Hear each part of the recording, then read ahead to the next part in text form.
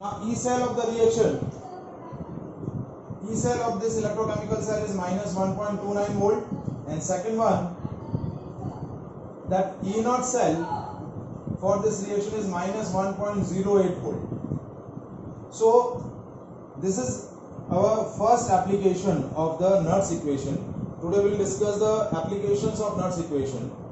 आपकी जो overall cell reaction है वो क्या है, 2Br minus plus 2H plus gives H2 molecule plus bromine molecule. So whenever the E naught cell, standard EMF of cell, whenever the standard EMF of cell comes negative, then that redox reaction is not spontaneous. जब भी आपका E naught cell क्या आएगा, negative आएगा, तो उस particular redox reaction की जो स्पॉन्टेनिटी होगी वो क्या होगी, जीरो. मतलब that redox reaction is not spontaneous, means it required some external agency to run. मतलब स्पॉन्टेनियस का मतलब क्या होता है, ऐसे प्रोसेस जो अपने आप से स्टार्ट होते हैं और which requires a small earth to initiate. या तो स्मॉल इनिशिएशन चाहिए या फिर अपने आप से स्टार्ट होते हैं, उनको कोई भी एक्सटर्नल एजेंसी की रिक्वायरमेंट नहीं होती, तो ऐसे प्रोसेस क्या बोले जाते हैं, spontaneous process. So to check the spontaneity of the cell reaction, if the E naught cell is positive then that redox reaction is spontaneous. If the E naught cell is negative then the cell reaction is not spontaneous. तो ये आपकी जो cell reaction है इस process के लिए, इस electrochemical cell के लिए वो स्पॉन्टेनियस नहीं है. क्या है, स्पॉन्टेनियस नहीं है. ठीक है, मतलब ये रिएक्शन नहीं होगा. अब यही सपोज ये रिएक्शन आपका रिवर्स हो जाए, H2 plus Br2 gives 2Br minus plus 2H plus, तो इस सेल रिएक्शन के लिए आपका E सेल क्या हो जाएगा, E naught सेल क्या हो जाएगा, प्लस 1.08 वोल्ट. इस सेल रिएक्शन के लिए आपका E naught सेल क्या हो जाएगा, 1.08 वोल्ट. और जैसे ही E naught सेल पॉजिटिव आएगा, रेडॉक्स रिएक्शन आपका क्या हो जाएगा, spontaneous. So today we will discuss the first application of the Nernst equation.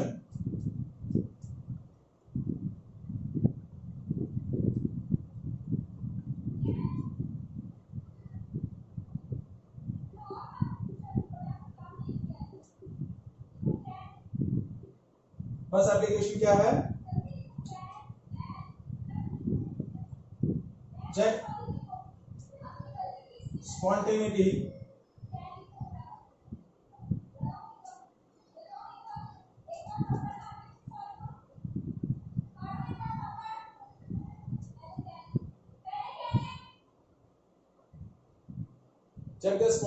of redox reaction.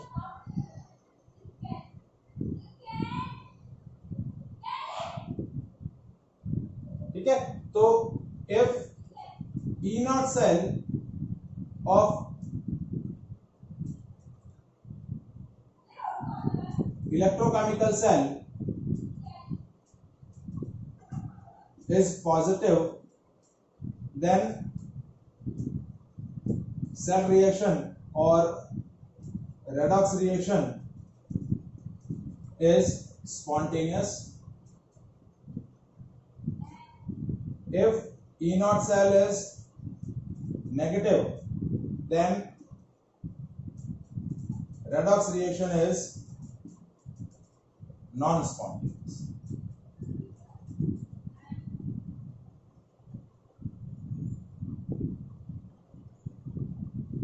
ठीक है, so that is the first application of the redox reaction, Nernst equation. So we are discuss some questions related to this application. देखिए पहला question देखिए,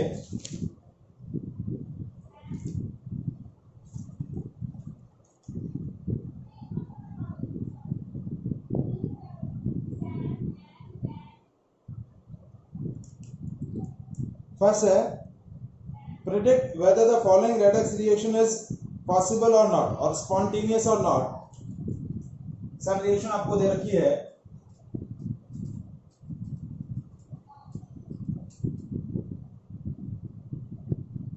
twice of silver ion react with the cadmium atom converted into cadmium ion and silver atom.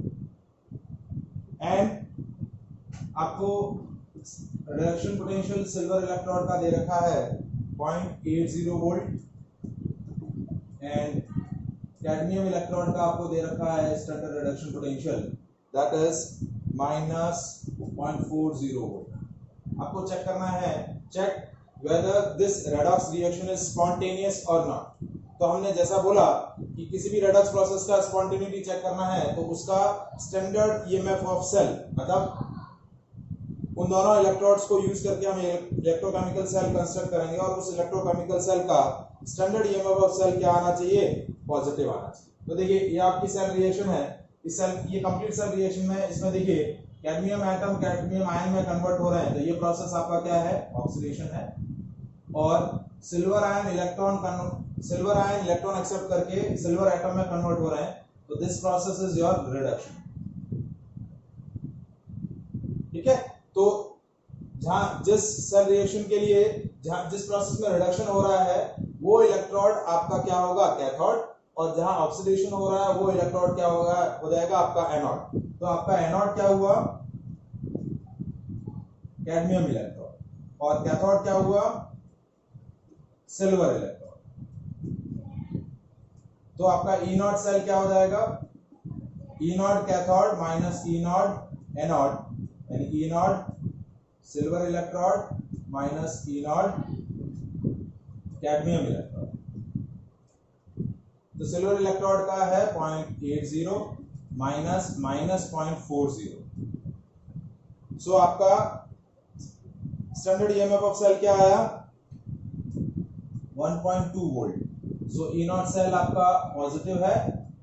So your redox reaction is spontaneous.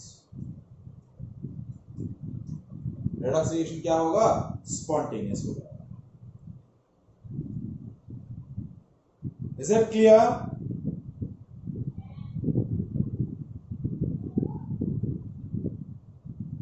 Any doubt in that part? समझ में आया ये process?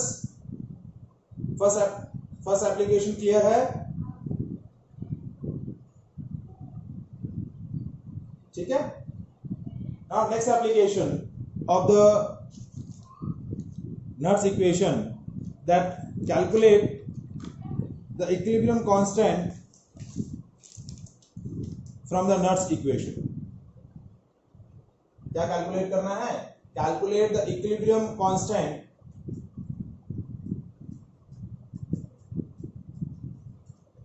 from the Nernst equation.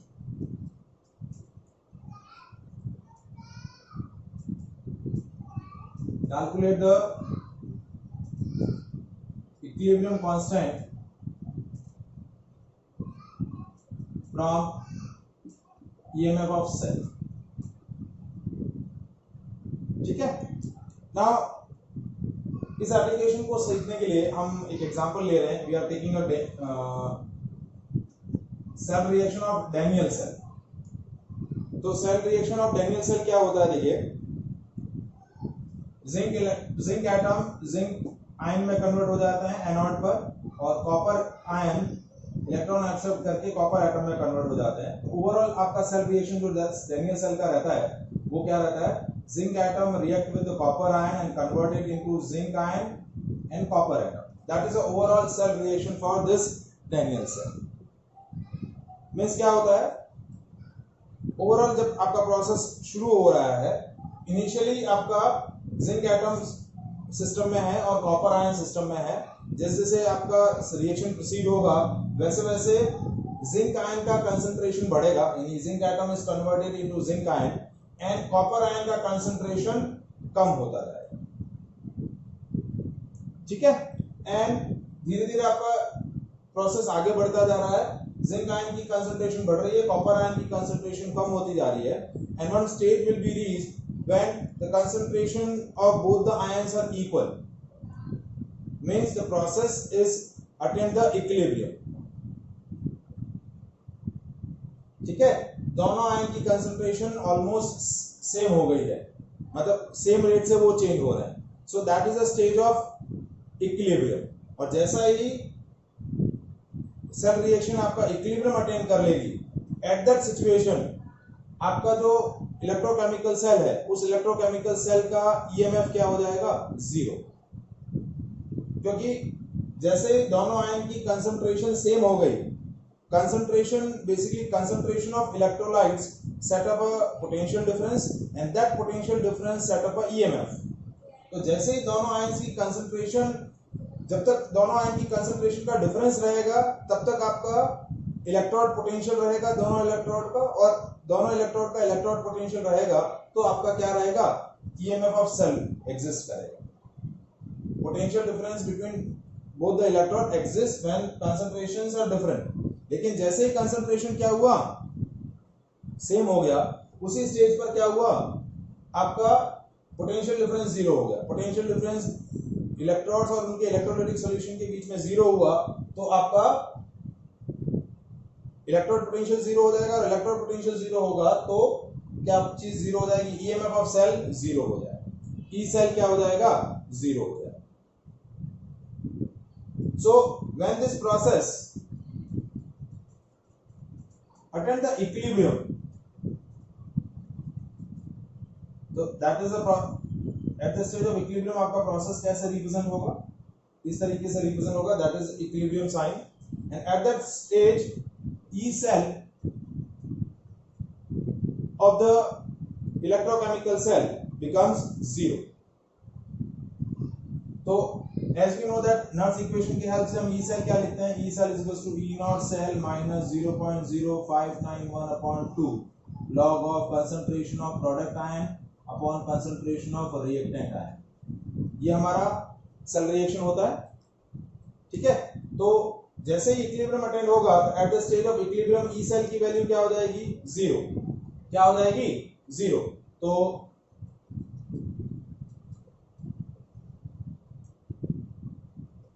At equilibrium E cell आपका क्या हो गया, zero हो गया पहली बार, और दूसरा क्या हुआ, the ratio of product ion to the reactant ion that is becomes equilibrium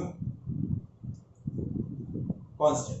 ये आपका क्या हो जाएगा, Kc बन जाएगा। तो देखिए इस रिएक्शन में हम ई सेल की वैल्यू जीरो रखे हैं, E cell zero, E naught cell minus 0.0591 upon 2 log of Kc। ठीक है, ये पार्ट इस तरफ ट्रांसफर हुआ तो आपका वैल्यू क्या बन जाएगा, E naught cell is equals to 0.0591 upon 2 log of Kc। So that is the relation between equilibrium constant and standard EMF of cell। So we can calculate the equilibrium constant by using standard EMF of cell। और standard EMF of cell के लिए आपको क्या चाहिए, दोनों electrode के standard electrode potential उनका difference calculate करेंगे तो आपको EMF of cell कैलकुलेट हो जाएगा, ठीक है। और EMF of cell कैलकुलेट होगा तो उससे आपको क्या कैलकुलेट हो जाएगा, Kc की वैल्यू कैलकुलेट हो जाएगी। अब देखिए इसमें दो वैरायटी में क्वेश्चन पूछे जाते हैं, या तो आपको E नॉट सेल देके Kc की वैल्यू पूछ ली जाती है, या फिर Kc की वैल्यू गिवन करके E नॉट सेल की वैल्यू पूछ ली जाती है। अब ये तो हमने जो आर्टिकल डिस्कस किया वो डेनियल सेल के लिए डिस्कस किया। अभी यही सेम प्रोसेस इन जनरल होता है फॉर एनी इलेक्ट्रोकेमिकल सेल। तो रिलेशन कैसे बनेगा, देखिए यहाँ नंबर ऑफ इलेक्ट्रॉन एक्सचेंज कितने हैं, 2 हैं, ठीक है। अब इन जनरल यदि आपका कोई भी पर्टिकुलर रेडॉक्स प्रोसेस है, जैसे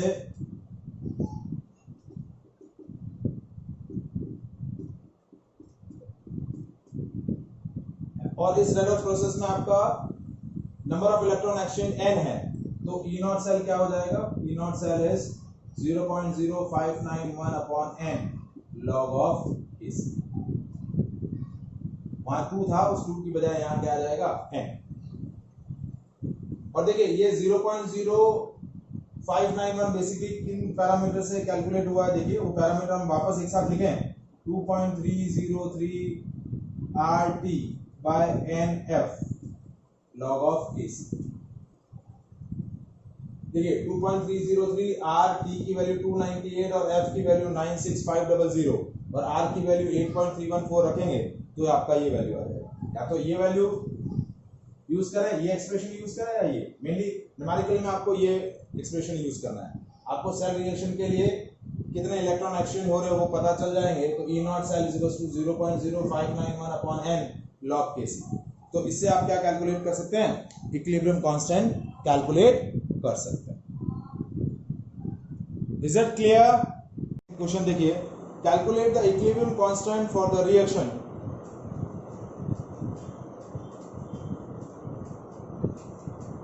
रिएक्शन आपको दे रखी है copper plus 2 silver ion convert attain the equilibrium, ये इक्विलिब्रियम है आपका copper ion plus 2 silver atom, और आपको सिल्वर इलेक्ट्रोड का electrode potential, standard electrode potential आपको दिया हुआ है 0.80 वोल्ट और कॉपर इलेक्ट्रोड का इलेक्ट्रोड पोटेंशियल आपको दिया हुआ है 0.30। ठीक है, और आपको कैलकुलेट क्या करना है इस रिएक्शन के लिए, इस सी कैलकुलेट करना है, इक्विलिब्रियम कांस्टेंट कैलकुलेट करना है। तो as we know that E naught cell is equals to 0.0591 upon n log of Kc। ठीक है, तो log Kc की वैल्यू क्या हो जाएगी, E naught cell into n upon 0.0591। ठीक है, या बाद में इसको रीअरेंज हम कर सकते हैं जब सारी वैल्यूज हमें पता चल जाएगी। पहले हम इस सेल रिएक्शन के लिए कितने इलेक्ट्रॉन एक्सचेंज हो रहे हैं वो चेक कर लें। तो देखिए कॉपर एटम से कॉपर आयन बन रहा है, तो नंबर ऑफ इलेक्ट्रॉन एक्सचेंज कितने हो रहे हैं, 2 इलेक्ट्रॉन, और सिल्वर आयन 2 इलेक्ट्रॉन एक्सेप्ट करके सिल्वर एटम में कन्वर्ट हो रहे हैं, तो नंबर ऑफ इलेक्ट्रॉन एक्सचेंज कितने हुए, 2। अब E नॉट सेल कैलकुलेट करें तो E नॉट सेल हो जाएगा E नॉट कैथोड। अब देखिए कैथोड कौन सा मटेरियल है, जहां ऑक्सीडेशन हो रहा है वो एनोड, तो ये आपका हो गया एनोड, और ये मटेरियल क्या हो गया, कैथोड। कॉपर इलेक्ट्रोड आपका एनोड होगा और सिल्वर इलेक्ट्रोड कैथोड, तो सिल्वर इलेक्ट्रोड कैथोड है, तो ई कैथोड, ई naught cathode minus E naught anode,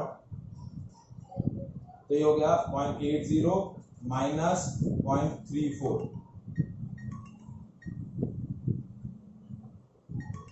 ठीक है, तो दिस वैल्यू कम्स 0.46 वोल्ट। कितना आ गया, 0.46 वोल्ट। ठीक है, अब ये वैल्यू जब हम इस एक्चुअल एक्सप्रेशन में प्लेस करेंगे तो हमें log Kc की वैल्यू मिल जाएगी। ठीक है, E नॉट सेल की वैल्यू आ गई 0.46 और n की वैल्यू 2 है, तो देखिए 0.46 is equals to 0.0591 upon 2 log of Kc। तो log of Kc is equals to 0.46 divide by, ये वैल्यू हम सॉल्व करें तो ये है 0.03, क्या है 0.03। तो log Kc की वैल्यू अराउंड हो गई 46/3, तो ये हो गया 15 पॉइंट, आपका ये वैल्यू आ जाएगा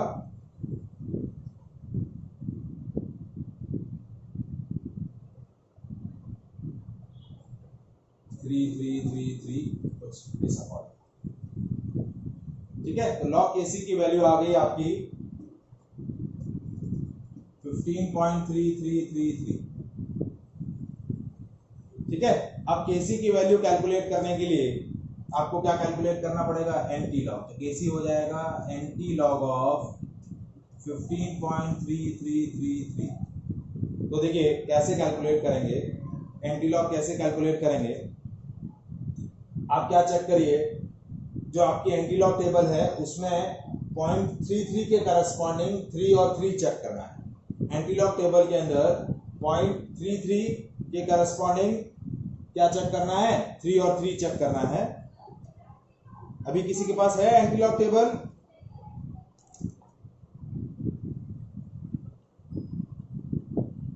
किसी के पास है, केमिस्ट्री का बुक किसी के पास नहीं है, टेक्स्ट बुक। ये एंटी लॉग टेबल हमने यूज किया है। देखिए तो 0.33 के करस्पॉन्डिंग 3 और 3 चेक करना है। तो 0.33 के करस्पॉन्डिंग 3 है आपका 2153 और उसके करस्पॉन्डिंग 3 है 1, तो 2152 नंबर क्या आया 2152। तो देखिए बेसिकली जब भी आप एंटी लॉग कैलकुलेट कर रहे हैं तो हमें क्या कैलकुलेट करना है, हमें एक ऐसा नंबर कैलकुलेट करना है जिसकी लॉग वैल्यू ये है। We are determine a number whose log value is this. तो लॉग वैल्यू में क्या होता है, पहले जो पॉइंट्स होते हैं वो कैरेक्टरिस्टिक होते हैं, दूसरे मैंटिसा होते हैं। कैरेक्टरिस्टिक यहाँ 15 है तो डेसिमल से पहले कितने डिजिट होंगे 16, ठीक है। तो कैसे चेक करेंगे, देखिए 3.33 के करस्पॉन्डिंग 3 और 3 जो नंबर आया वो आया 2152, ठीक है। तो इस नंबर का यदि हम ये वैल्यू चेक करें तो इस वैल्यू का यदि रेस्पेक्टिव नंबर चेक करें तो वो नंबर क्या हो जाएगा 2.152 इंटू 10 to the power 50। ये जो कैरेक्टरिस्टिक वैल्यू है वो डायरेक्ट 10 की पावर में आ जाएगी। तो आपका केसी क्या कैलकुलेट हुआ, केसी की वैल्यू आ गई 2.512 इंटू 10 to the power 50।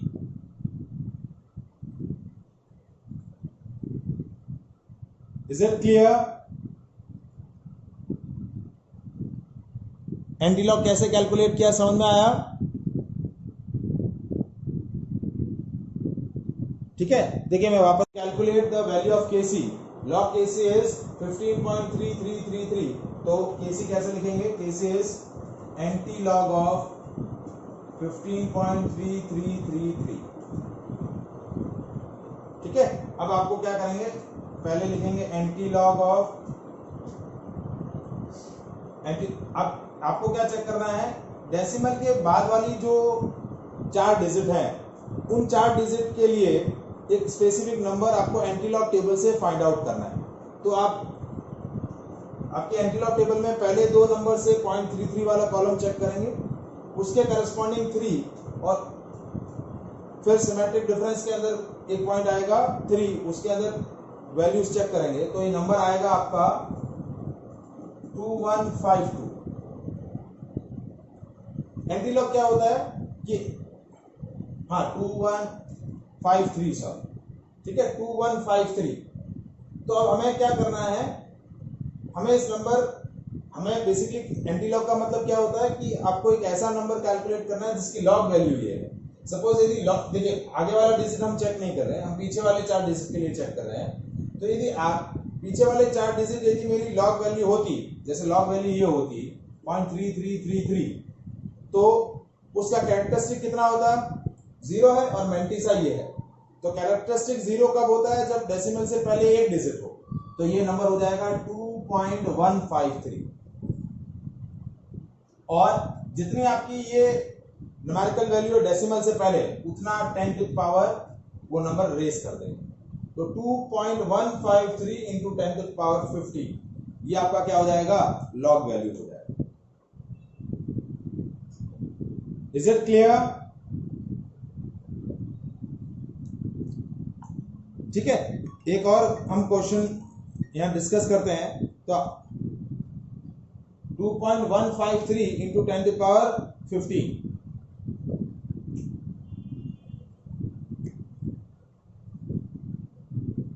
ठीक है। जैसे एक और क्वेश्चन हम डिस्कस करते हैं, जैसे आपको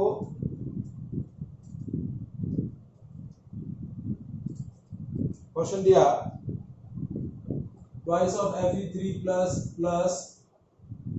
Sn2 plus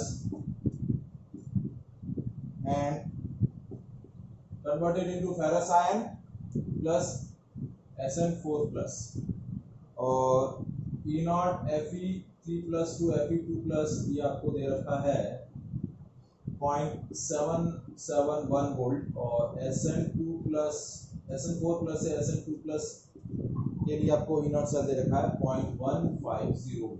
अब देखिए, अब आपको इसके लिए क्या चेक करना है, इक्विलिब्रियम कांस्टेंट चेक करना है इस प्रोसेस के लिए।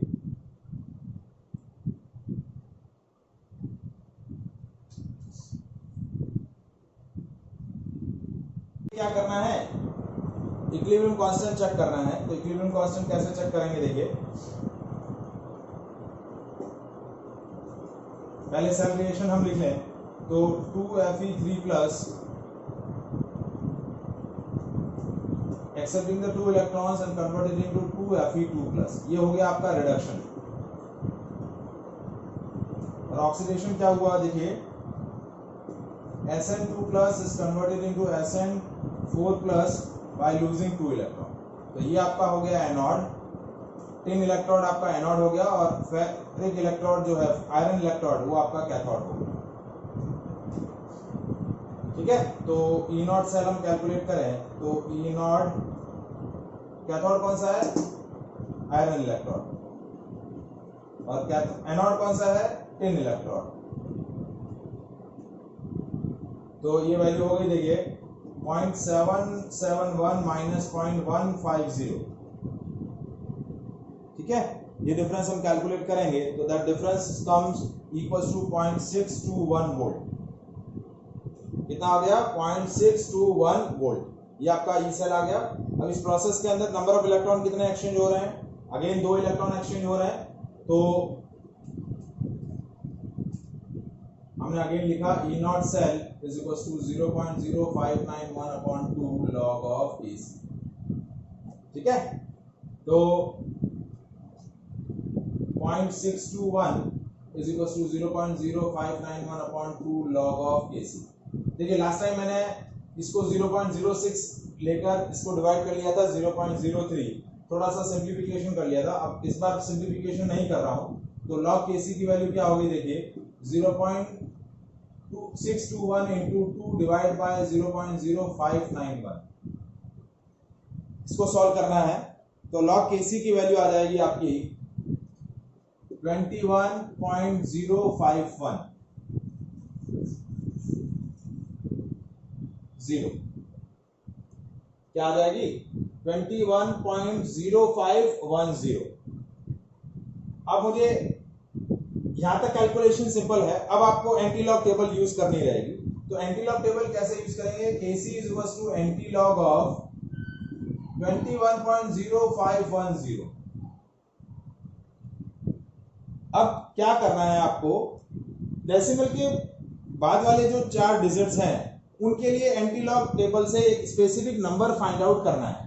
तो आपका डेसिमल के पीछे वाला डिजिट क्या है, 0.0510। तो 0.05 के करस्पॉन्डिंग 1 और 0 चेक करना है।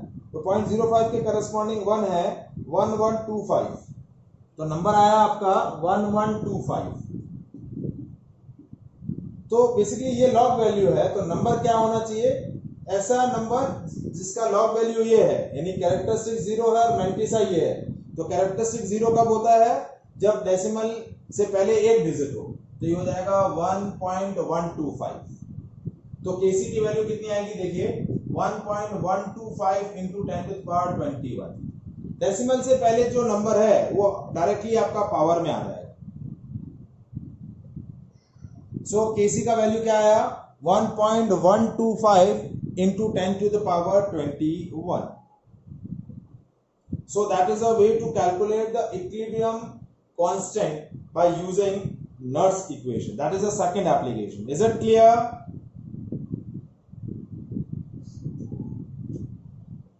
Any doubt?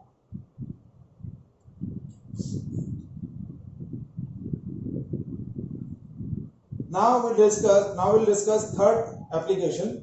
सिंपली इससे ही कनेक्टेड है। तो थर्ड एप्लीकेशन क्या है, देखिए